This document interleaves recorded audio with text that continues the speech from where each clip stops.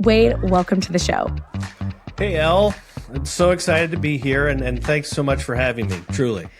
Yes, I know we've been looking forward to this chat for a while. At least I have. Me too. Absolutely. No question about it. So let's dive right in. So you're currently at Zapier today, and we'll come back to that in a bit. But today's case study is really about your time from Mailchimp. So give us a quick summary of what Mailchimp offers. I feel like I remember the first time I used it a very, very, very long time ago at the start of my marketing career, but it's so much more than that now. So help get me and the listeners up to speed. Absolutely. And I think that's the biggest thing. And then I think a big opportunity for us to dig in here as we're talking to this, because I think most people know Mailchimp for email, right? It's where a lot of marketers got their start, right? And that reputation was well earned. When I started I should say by the time I started in 2017, it was already the largest email marketing platform in the world. 12 million plus businesses were customers already. And then over the next 8+ years, so my time there was this broader vision that came to light, really becoming this all-in-one marketing platform. Intuit acquired Mailchimp in 2021, and that only accelerated that push. And I think the market still had this fixed idea on what Mailchimp was. It was an email company, and that gap between what the company was building towards and how the market still saw it, that was the tension that we were always working against. So now, however, and we'll get into this, but Mailchimp offers SMS and messaging services and features and functionality. And it's this product, that specific product feature set, that helped bridge the gap between what Mailchimp was and what Mailchimp wanted to become. Got it. Okay, that's a really helpful history of Mailchimp. And it's a nice segue into where we're going with this conversation for the case study. So the first segment of the show is the case study segment. And we're talking all about how you help the company make that big change in its narrative. So tell me more about what was going on at Mailchimp when all of this got started. Well, at the time, Mailchimp, and I mentioned this just a second ago, but Mailchimp dominated email. Like they had 12 million plus businesses. They were the name in email marketing. And I think what we saw was, while email marketing is not in any way, shape, or form dead or anything like that, they understood that the market and individuals and companies and businesses and their customers explicitly were engaging or needed additional ways to engage with those businesses, or those businesses need additional ways to engage with those customers, right? And so this is when SMS came into light. It launched in early 2023 as a next growth channel for Mailchimp. But what we did was we launched it as a standalone MVP. It truly was this kind of like, you could say it's an add-on. I would say wasn't even baked into the product to the way it should have been, but it's allowed us to really kind of learn into things. And that positioning when we first got started was, it's the #1 email marketing platform, which was a verified claim that we were able to get. And then now with SMS, right? So it got the idea across that we are expanding from a brand perspective into more features and functionality and more channels. But it really, if you look at that and read that tagline back, or that positioning statement, the #1 email marketing platform now with SMS, it's simply a tack on, right? You're just tacking it on to the to what everyone knows you about for now. So it was an interesting time to say the least. Yeah, and that sounds like a very reasonable change, right? And I could totally see the rationale behind, hey, we're noticing something different in what our customers are doing and what our customers need. So let's try to offer that as soon as possible, and then we can figure out the story later. Exactly. Well, I think is a super common, situation that marketers, particularly product marketers, are stuck in. So I guess, what was the real challenge then that you were facing when you decided that, like, okay, this is sounding like an add-on. Let's try to make it not an add-on. It's such a good point, and such a good, it was a really defining moment from a product marketing perspective, but also from our product team's perspective, and also the company itself. I'll say, not to boast myself up too much, but it was truly a defining moment of, we had this product SMS, right? But we needed to position it in a way that could actually compete against any other type of tool, whether it be, Twilio or Attentive or any other kind of SMS native tools. We knew we couldn't outright win against those based on just like straight up features, because we were, a couple years behind, just to be completely honest with you. But the idea came to mind of, how do we actually win, right? What can we do? What can we actually hang our hat on from a product perspective, but also a brand perspective, that we could in the market differentiate ourselves a little bit, right? So there was a lot of back and forth with our product teams, with our internal leadership, with our engineering teams on like, what do we need to do and what do we need to figure out in order to actually like resolve this debate around what's happening and where the product should go explicitly. So it was very, very kind of like a defining time of, it's like, you could go any way, right? You could go this way, you could go this way. We had to really kind of nail down what we needed to do for sure. Yeah, it's so smart. You said this, but I'm going to just repeat it back. Focusing on, okay, well, what is our true differentiator here, so that we can position ourselves well in this market where there already are, maybe category leaders specifically for, SMS, but here you are you're a leader in a different channel, but now you're offering more capabilities for your customers. Yeah. One thing there is like, we really had to think about what gave us the right to even offer SMS. Like what was it like? Okay, you're for email. Sure, this is another way to engage with customers or prospects, but what was MailChimp's like right to win, or why were you even engaging in this channel, right? Why were you dipping your toes into something else? It was such an interesting problem to solve for sure. Yeah, the why are we here? Why did we do this? I love that. And I think a lot of PMMs frankly miss that. They just take okay, here's the product. What can it do? What are the benefits? Done, out the door. And you leave so much opportunity on the table when you don't take the time to investigate the why. So leaning into that a bit, like talk more about like, what did you do and how did you start to uncover that? For sure. So I saw this internal debate going on. Obviously, product marketing is involved in that, because we at MailChimp, the product marketing team and the product teams are very, very close. And the product management teams, I should say explicitly, are very close in terms of like understanding the customers explicitly. But I think what's expected of product marketing is to really bring that customer insight, that market insight to table. So what I did was I went into customer research with basically a hypothesis, right? No, not even like, because we didn't know where we wanted to go, like I had to go in with just kind of leaving it open to see where our customers would lead us, right? Where they're taking us, what they need explicitly. So when I interviewed customers from our beta, I basically asked about workflows. I asked about what they needed when it comes to engaging with their customers, or what they needed from an SMS tool, not explicitly like product features, but like what was the thing that would actually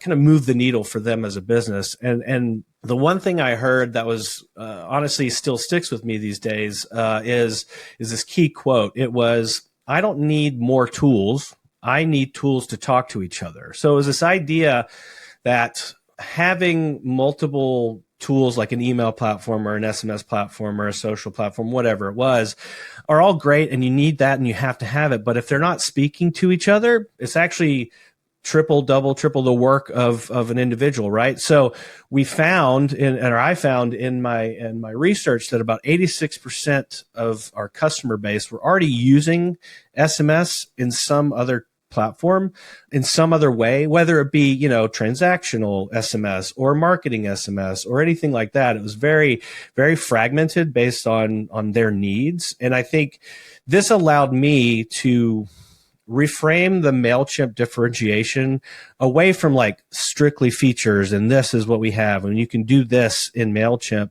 but it was more towards the platform, right? So we were able to say, not only can you do email and SMS and Mailchimp, but it's connected to your automations, connected to your contact profiles, it's connected to all your existing data that you've had before, right? So I was able to understand and listen to our customers and bring that voice of the customer directly into those roadmap conversations.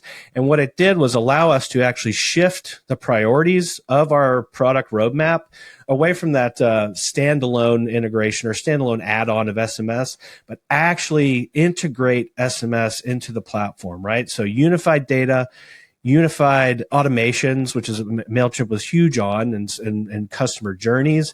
And then even the thing that I think is the kicker and that we heard so much about in those interviews was the unified reporting. So being able to see, based on your spend, especially from email and SMS perspective, what is actually working and what's not working.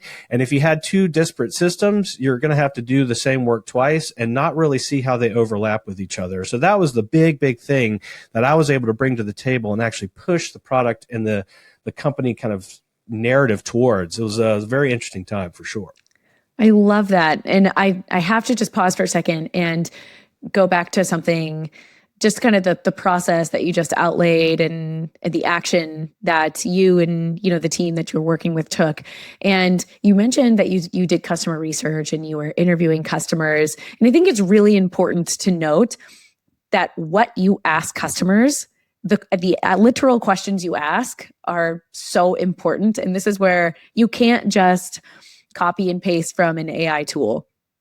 You need to be so thoughtful about what you ask and why you're asking it, because that's how you got that meaningful quote that completely changed the trajectory of this entire initiative.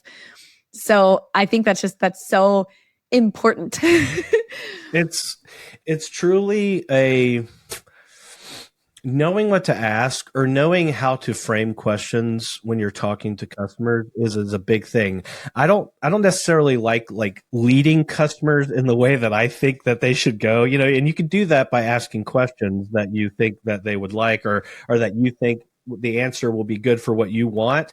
It's really about kind of opening up the floor. And I think what I found is when you ask people to talk about themselves, their business, whatever it is, they like to speak and they will just give you exactly what you need and exactly what works for them. And that is such a huge, impactful and insightful data points that you as a PMM can bring to the table, because no one else is really asking those questions.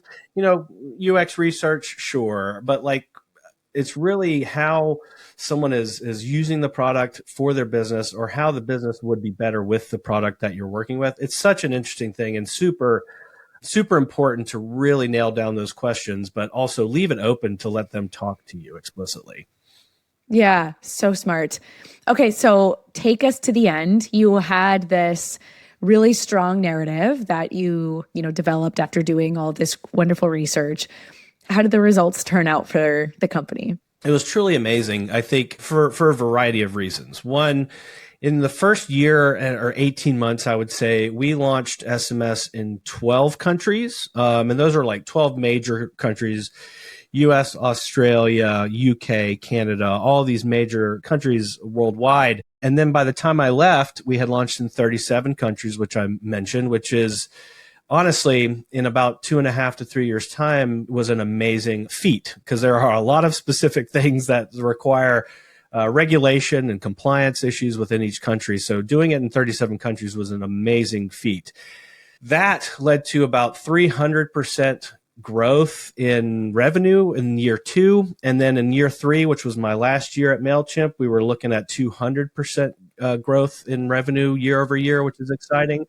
And at that point, it had become the fastest growing product at Mailchimp, right? I think by the time that I started in 2017, Mailchimp had been around for 17 years. So coming in and being able to launch a product such as SMS and messaging explicitly at Mailchimp and to see it grow was super gratifying, but also just indicative of what the market needed. So that progression and that actual growth of the product changed MailChimp's trajectory as a company. And the idea of multi-channel, so email and SMS, became a company-wide priority. They saw the value, they being leadership, they being the company, saw the value in incorporating SMS in the way that email was with MailChimp, right? So if you think about MailChimp, you should be able to think about SMS and email in the same light, and they should be able to do the same things, right?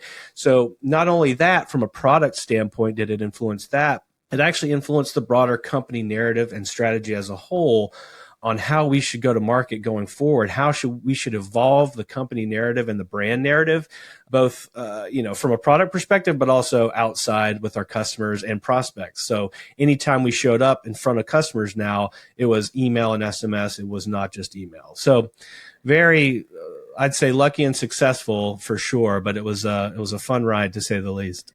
Yeah. What a fantastic story. I have so many things that I wanted that I want to focus on. But the biggest thing is, I don't even know if this is the biggest thing, but one of the things that stuck out to me was you turned something that was initially an add-on. I mean, you said it at the beginning, like the first or the number one email tool, now with SMS, like literally an add-on. And it took time. This took time, but you were able to completely change how the company saw itself and influence the entire company narrative. And you have the results to prove that this was the right move for the company, even though you were not the first mover in the SMS space. You didn't come in, well, maybe initially you came in looking like, hey, here's our add-on. Now you are a more serious player. And you came in super differentiated. So this is such a great case study, such a great story. So let's put it together in a playbook. Let's say that, I'm a PMM, I'm listening to this case study right now, and I'm like, hey, I'm experiencing something similar where I'm a PMM responsible for essentially an add-on to my company's marquee flagship product, but I think there's something bigger here. How do I try to follow in your footsteps and make a big impact for my company in the same way, or at least aspiring to in the same way that you did? What's the first step? Yeah, absolutely. This is going to be fun. So step one, I think for my case, and I think something that is super necessary and easy to do for a lot of PMMs out there, is audit what your platform already owns. So this is I think a move that most people don't necessarily do before really going to market, or they miss like when they're launching a new product because they're in a hurry. They want to get something out. They got to write the positioning, got to get the messaging out there. But before you do anything else, you need to take stock of what your company already has at that point, like that a solution or a point solution provider cannot compete with. You really need to understand your moat as a platform or as a business. And so for us at MailChimp, it was the contact list. It was, your audience list. It was the automation logic and the actual tools to be able to automate your marketing efforts. And then the customer relationship, right? It was all already built, already trusted by 12 million businesses. SMS didn't need to win on its own. It just needed to plug into what we already owned. And that's a completely different competitive conversation when it comes down to it. That's even a completely different narrative exercise, because initially what most PMMs would do, which is not wrong, it's what we've all been trained to do as PMMs, is, okay, go build the positioning. Okay, go build the narrative. And then later, which I guess is what MailChimp did as well, but later, okay, now what's our platform story? But somebody else is owning that, and you still own your single lane product. But I love the way that you're explaining this, is to, as part of that initial positioning and work, is to audit what you own and how to figure out how this product fits into that. It never occurred to me to do that.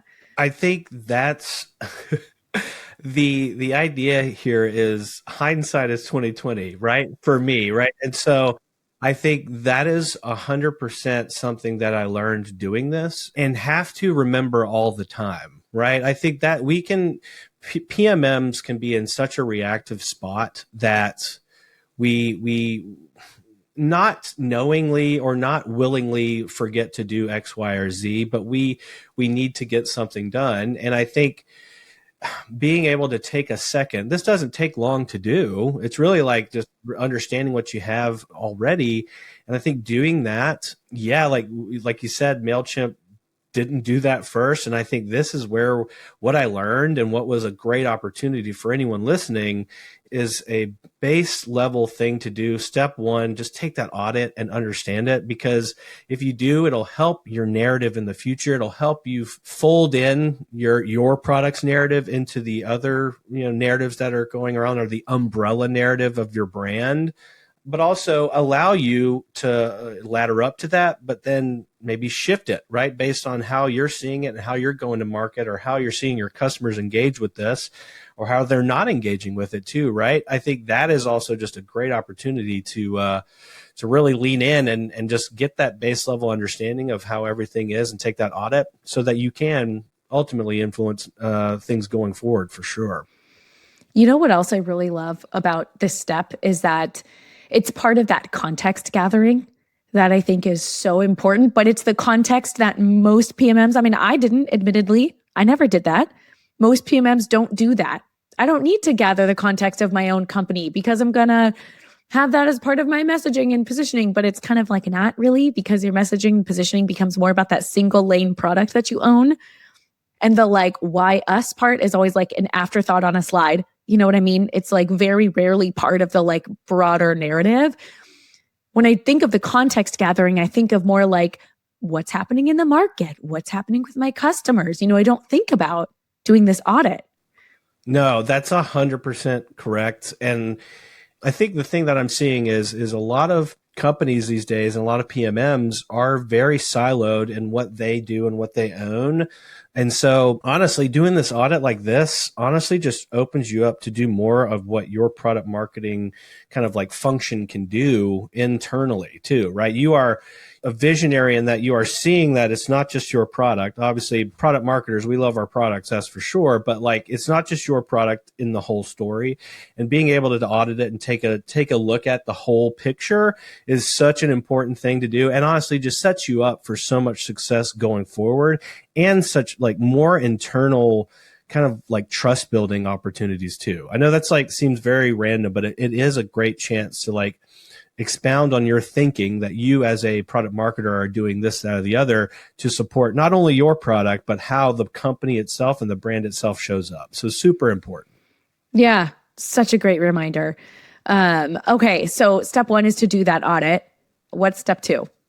So it is to understand that a little bit, right? So have that mindset going into this step two is the best thing here. I think step two is then going into research with that open hypothesis, right? And the word open is doing a lot of work here explicitly, but like I didn't go into my research with a deck to validate, or I didn't go in at the beginning with, here's some messaging. Can you tell me what resonates or what doesn't resonate? Right? I went in genuinely not knowing what I'd find. So the question that I keep asking, or the question that I kept asking wasn't, would you use SMS if we built it? Or would you use SMS more if we built these features? It was, walk me through how you reach customers today when something is time sensitive, or when you have a deal, depending on the type of customer, right? When you have a Mother's Day deal coming up, how do you get your product in front of your customers, and how do you engage with them, right? And then I just shut up. I've learned that insight that you can get from those opportunities or those types of questions, actually like that's when actual useful information comes out, is when a customer is just describing their day, right? They're explicitly just talking about how they do their job. That's when you hear the true frustrations. That's when you hear like, I have to go to 3 different tools just to do one thing, or just to look at all of my metrics, right? Like that's some key insight that we were able to take, but also for anything that you're working with from a product marketing perspective, that's when the real like tangible nuggets come out for sure. So this like open hypothesis that you're describing, I'm going to put you on the spot a little bit. Is there a formula for like writing what that looks like, or like framing the question? And I guess like if you were to remove the context of MailChimp, how would you build that like open hypothesis of like, walk me through? Is it kind of like a day in a life type of question for a customer? I think that like open, and I mean open really as a I'm not asking really pointed questions about whatever it is I'm asking about. It is like those answers to those questions, like for instance, again, for SMS, it's like an opportunity to dig in on where there are gaps, right? And I think that's something you're not explicitly asking where a gap is in your day-to-day, because if somebody asked me that, I would be like, I have no idea. Like, I really can't tell you, but here's my day. And then you, as that product marketer, if you leave it open enough and have that mindset of, I'm listening for gaps too, like that is where the good nuggets come out, is because you're not explicitly asking someone what the problem is or what can we do to help you do this, but it is tell me where you have problems now, or tell me about your day and we'll identify some problems together. It is really about just honestly creating a space for people to open up a little bit about whatever it is that they need to talk about. And that alone just gives people just like, oh, you know what? That actually sucks on a day-to-day basis. And that's like key insight. So really trying to go in there and give people this platform or this stage to actually talk, versus just answering questions, yes or no, or whatever. That's really when it comes into play. And I think that's what I mean by open is allowing these people to just speak and talk normally, versus I'm being interviewed by some tech company about how I use SMS, right? Yeah. I am going to come back to something that came up in the first step, and that was still this context gathering that I'm seeing. And I want to be very explicit and say context gathering, because what you're saying is not to give them context of, for example, here's my messaging, give me a reaction. You're not doing that. You're still gathering that information in step 2, like gathering this context from them about their day-to-day so that you can go through and identify the gaps. Absolutely. I think that's such a key point, and we'll get into this, I think, but coming up, it's like, those are the things that you as a product marketer, if you can get that context, if you can get that insight, that just preserves and expands your place at the table from a product development, product roadmap, product strategy perspective. And it's such good insight. I think that like gives you this signal, right? It is what allows you to identify the signal that you can then take back to your team for sure. I could not agree more with that. It arms you with, I guess, the proof or the evidence for like why you should have a seat at the table in so many contexts. Your stakeholders internally would like love you for those insights. Okay. So step 1 is to do that internal audit of like, what do we own? And then step 2 is to do this market research with customers with an open hypothesis. What is step 3? So I hinted at it, but step 3 is when you translate that insight that you've gathered, both the context and from your customers or from the market research, you frame that into like a roadmap argument, right? This is where I think that PMMs leave so much on the table. You do the research, you find the quote or you find the data, and then you put it on a slide and you call it, data to support my positioning, or, you call it positioning period. I think that quote that I mentioned earlier, that I don't need more tools, but I need my tools to talk to each other, is so impactful and useful, not just for my positioning, but it's actually gold for a product team, right? So I brought it into roadmap discussions and roadmap conversations verbatim. So like I brought that, like this was this customer at this conversation, XYZ. The customer insights like that are hard to ignore, right? So the customer answered the question of what to build, right? And honestly, what our differentiator should be. So it was that like key insight and bringing it and framing it in the format of a roadmap or a roadmap discussion or a product strategy discussion that really kind of like, all right, tip the scales into, all right, sure, it's not an add-on, but maybe we should do, make it an all-in-one platform that is connected to everything else that Mailchimp does, right? So it's these kind of key insights that product marketing can really come to the table and actually like translate it for the product teams and product management teams to actually make a difference in what they're working towards, right? Yeah. It's just one extra step for a PMM. Like you do the market research, you show how it supports your narrative, your positioning, your messaging, but then you also, this is just one more step, you also talk about the implications to the roadmap. I love that. Okay. And that is the real unlock here, because that's how you start. Once it gets on the roadmap, then it starts to feed into the rest of company strategy and narrative building for the broader company, not just your single lane product. So I love that. Yeah. So what happens next after, I get it on the roadmap, or, I frame it as part of my roadmap discussion? What do I do after that? Absolutely. I think so. Once you get it into a roadmap, or once you get it into the strategy for a product, there will be a time where your product may not meet the needs of everyone, right? But you can reframe your constraints as a product or as a product team as your advantage, right? So every product has something it doesn't do as well as any other competitor or any other company out there. But I think the instinct is to hide that or work around it, right? But I think the better move is to own it and then flip it on its head, right? So we knew, as I mentioned earlier, that we were never going to out Twilio or out attentive in the beginning, right? From the start of launching SMS. It is great to set your sights on that and build towards it, right? Using that insight and that context that you've gathered in the first few steps, right? But it's also not necessarily the fight that you should be picking to start. You should not be going up against these folks immediately. So instead of pretending that gap didn't exist, right, we leaned into it. You want deep SMS infrastructure? Great. Here are there are tools that do that, right? You can get that.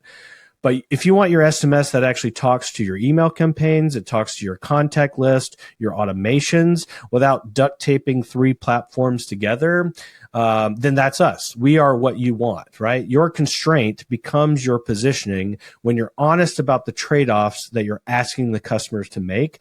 And what that also does is, that allows you to also get very specific on the type of customer that you want. Cause you can set your eyes on the Twilios and the enterprises that use that. But if you're not ready for it, you can get the other people that Twilio is leaving behind, or you can get the people that Attentive's leaving behind, whatever it is.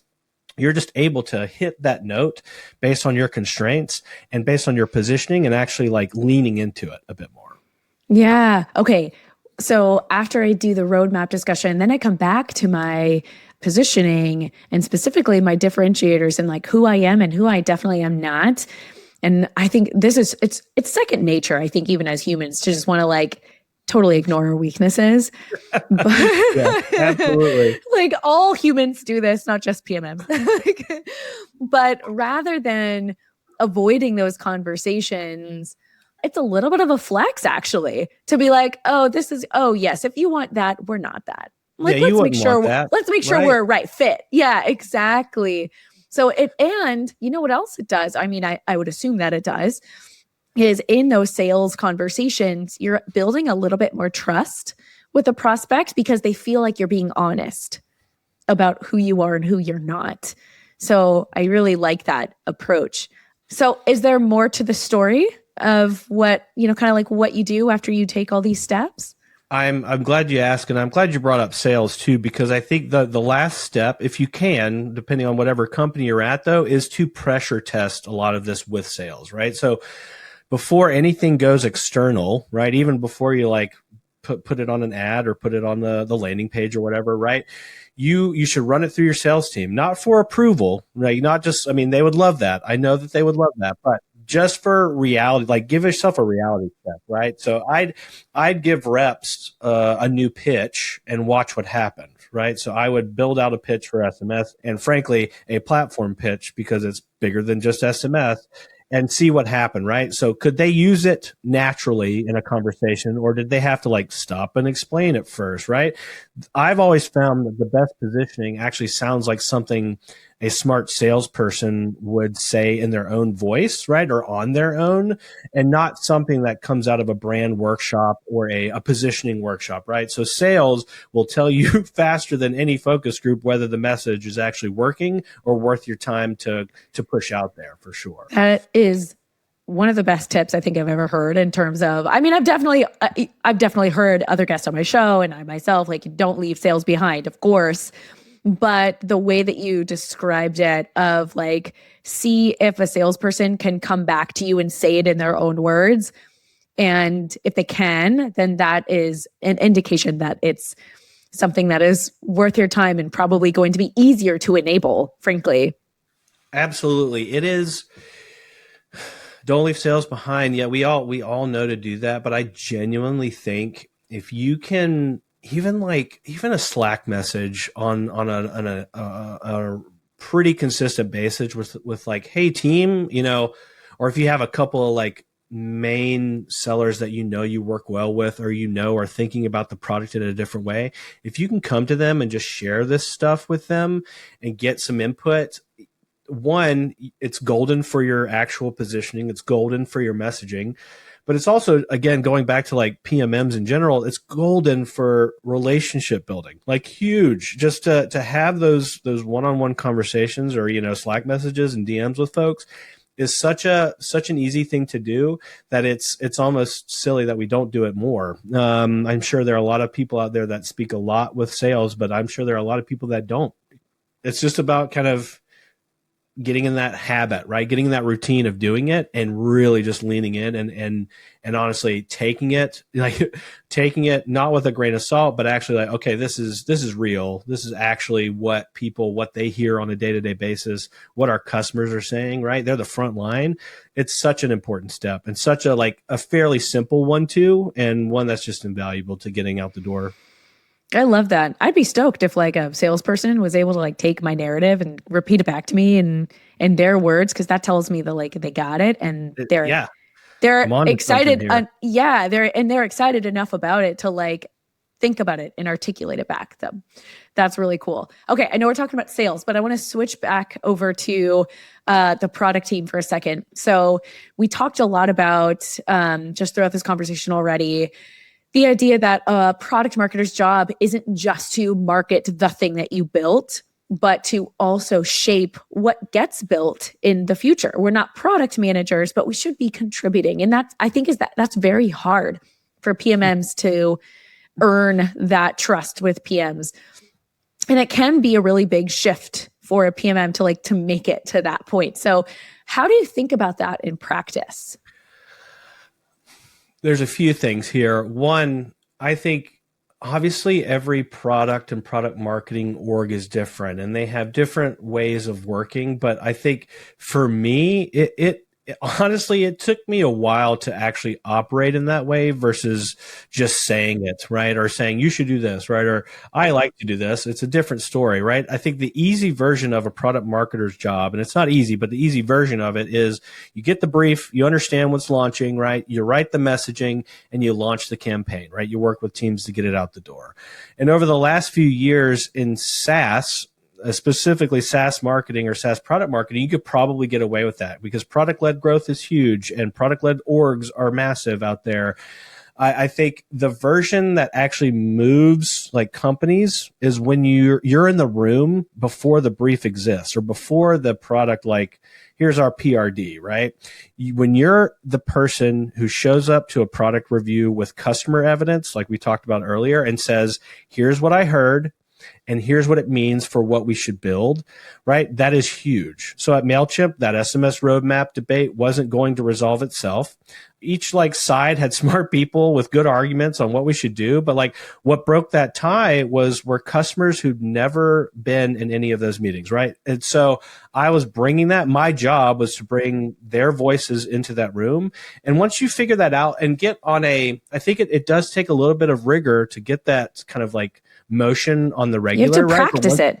You have to practice it. But once you figure that out, you as a product marketer stop being the support function, right? And actually start being a strategic one. And I think that is so crucial for a product marketer from a bringing value to your team, but also being able to bring value to your customers. You are that voice. You can not just support launches, but actually be the voice of the customer in those conversations and be a strategic one at that. So very, very important. Yeah. And you earn a lot of respect internally too. People start to be like, oh, this person knows what they're talking about. I will say this right now. Somebody told me recently that they have worked with a lot of product marketers who have opinions and have data to back it, but also has worked with a lot of product marketers that just have opinions.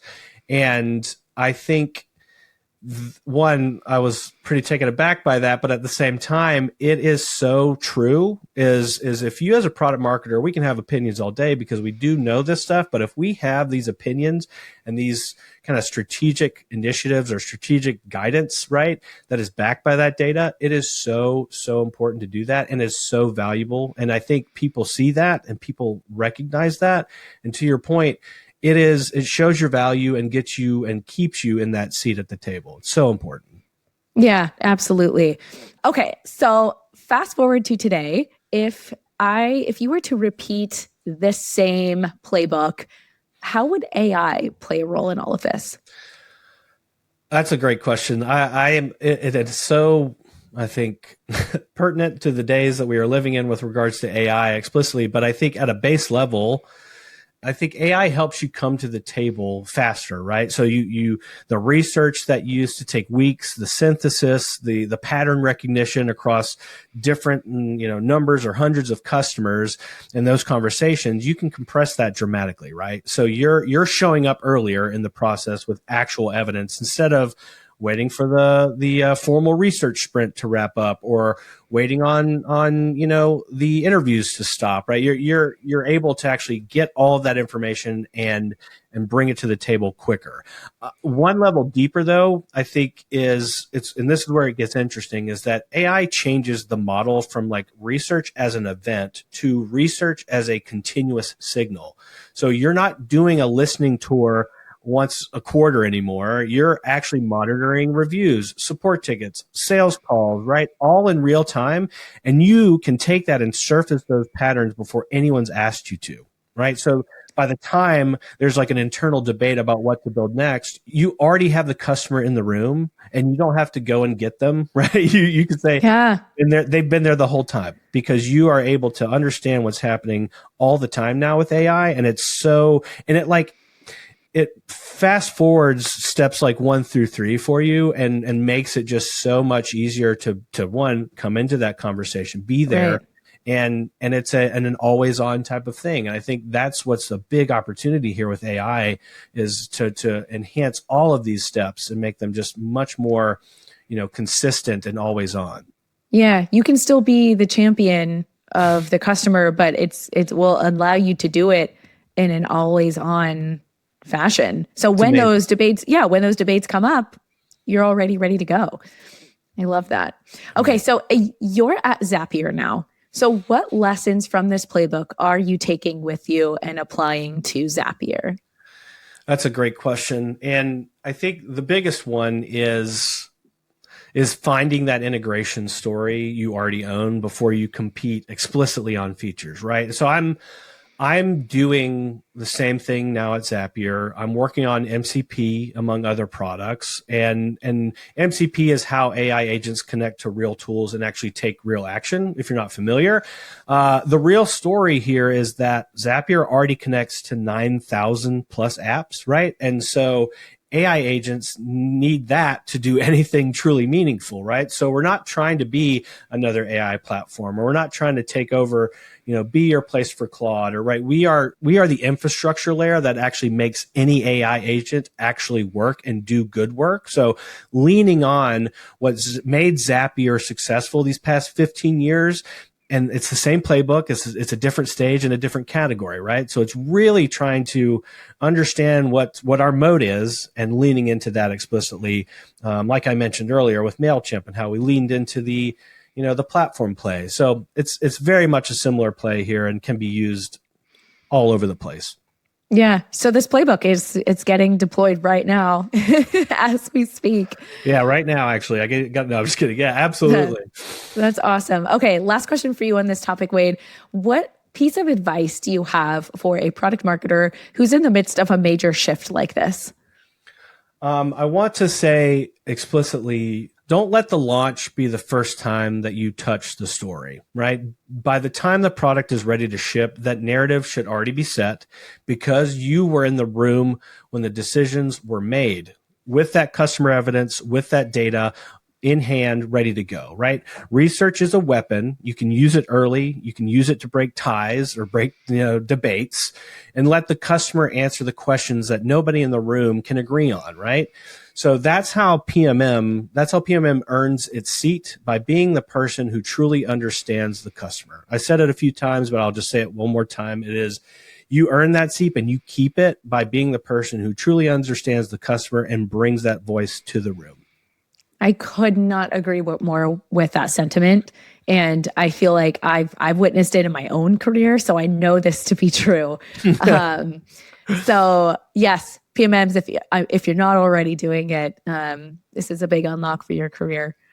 Okay, I love this case study so much. And now I'd like to switch gears and move over to our next segment of the show, the messaging critique. This is where we, as product marketing experts, get to analyze real-world marketing and messaging. The fun part is, Wade, as the guest of my show, you get to pick the company that we critique today. Let me quickly outline some ground rules. First, you're going to pick a company that either you are the customer target or you're very familiar with the customer segment, because it's not really fair to analyze messaging for products that we don't really understand the audience for. That's totally fair. Totally. And then you're going to quickly tell us, what is the messaging? Who's it for? What are you loving about it? What do you wish the PMM would have considered differently? And then we'll do a quick brainstorm on how the PMM can take it to the next level. So without further ado, please reveal the company that we'll be looking at today. Absolutely. I was thinking about this, and I really, and I say this because I've been using it so much. I actually want to talk about Cursor. Have you heard of them? I have, and I'm so excited about it. This has not been done on the show yet. I think a lot of people, it's one of those up and coming products. So just quickly tell us what it is. Of course, it's an AI native code editor, right? So VS Code is Microsoft's, right? But they rebuilt it from the ground up with AI at the core. So their headline is literally like the best way to code with AI, right? They've got agents that can build entire features end to end, autocomplete that predicts multi-line edits, and they're deeply embedded in how like serious engineering teams work, right? So they've surpassed, I think, $2 billion in annual revenue and hold like roughly 25% of the market share among this like generative AI software buyers. So that's not a small bet. That's pretty huge. I was going to say that's pretty impressive, actually. That's massive. Yeah. And so for anyone who wants to follow along, I'm going to their website homepage. It's just cursor.com. Okay. So what do you think is working really well with their messaging? So the thing that I love is that they genuinely made a genuinely bold product bet, and their messaging reflects it, right? So when everyone else is just adding AI to their editor, right? Cursor asked, what if we rebuilt the editor around AI, right? And their messaging is actually consistent with that. So the best way to code with AI, it's clean, it's declarative, it takes a stand, it's not, you're not hedging anything, right? It's rare in a category where every competitor is trying to sound like it's the safe choice, right? Or the secure choice, right? Which is important, but like the confidence here is earned and it comes through in their messaging. I love that. Okay. So then what would you say, or what would you wish the PMM would have considered differently? I think this is not necessarily a product marketing thing, but something that they should think about going forward too. Is like it's a nuanced critique, but like I think their messaging is almost entirely developer inward or like developer focused, and that's understandable. That's what the product is, but like everything about that Cursor does is for the engineer, right? Speed, autocomplete, agents, model flexibility, right? But there's missing narrative about what Cursor enables for a business, right? So who's making the procurement decision at a 500 person company, right? It's not usually the developer. It's not usually those people, but it's the engineering leader or the CTO or the IT officer, right? They need to justify that spend, right? So right now, Cursor doesn't give that person much to work with, right? The ROI story, the org-wide transformation angle, it's pretty thin. And I think that's a gap I would close if they're looking to like expand and do more. Obviously, I think they have an opportunity, or they have already kind of bridged that gap a little bit just by going through developers. But I think as they want to continue to learn to grow and how they have to grow as a startup, you have to go up here at that level to get top down almost. So I think there's a lot of opportunity to close that gap.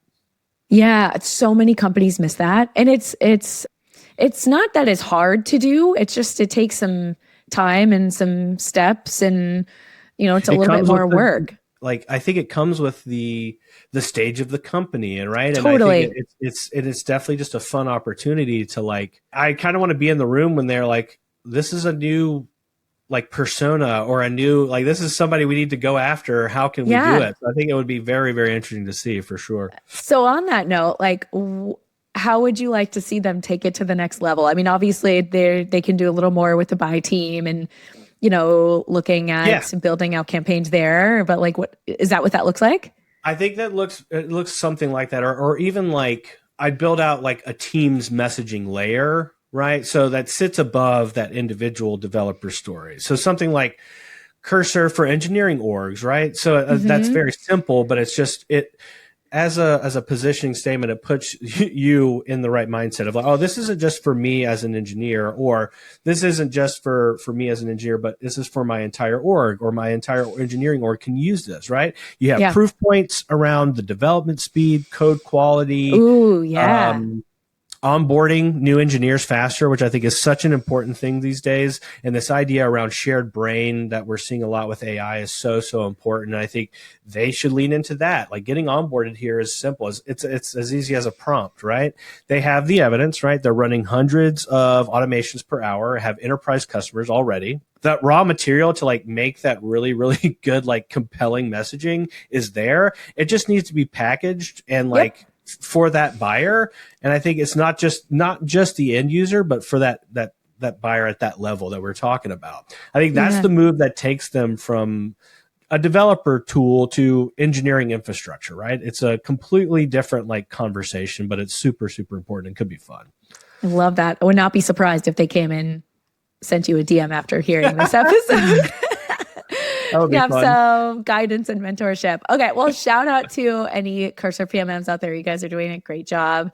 We can't wait to see how your story develops. All right. So, Wade, one thing I like to make space for on this podcast is a moment of gratitude.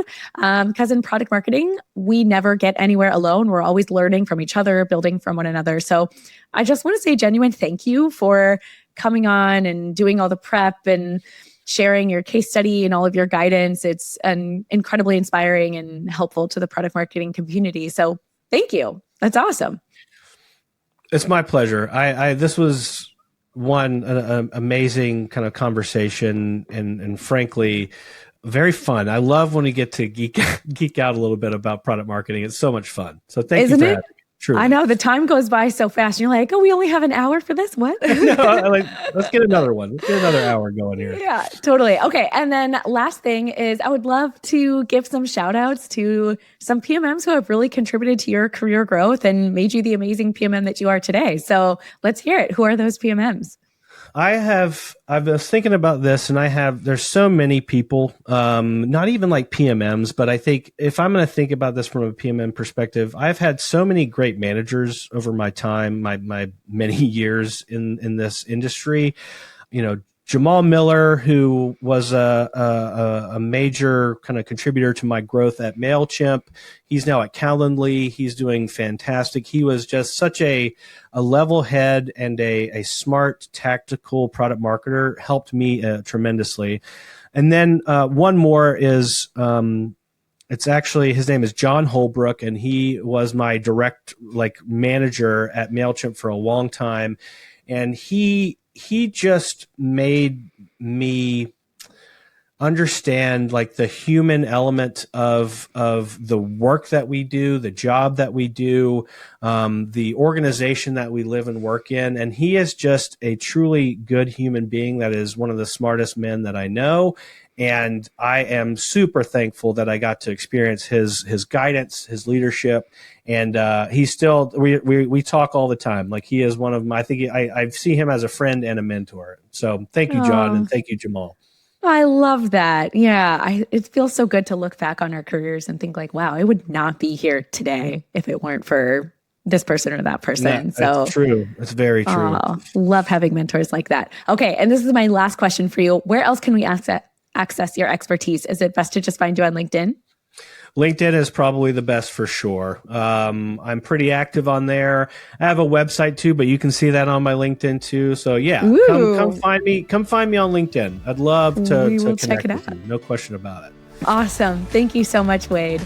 And hey, PMM listeners, if you like this episode, please share it with a PMM friend. And I would be so grateful if you would leave us a review. It helps tremendously with our reach.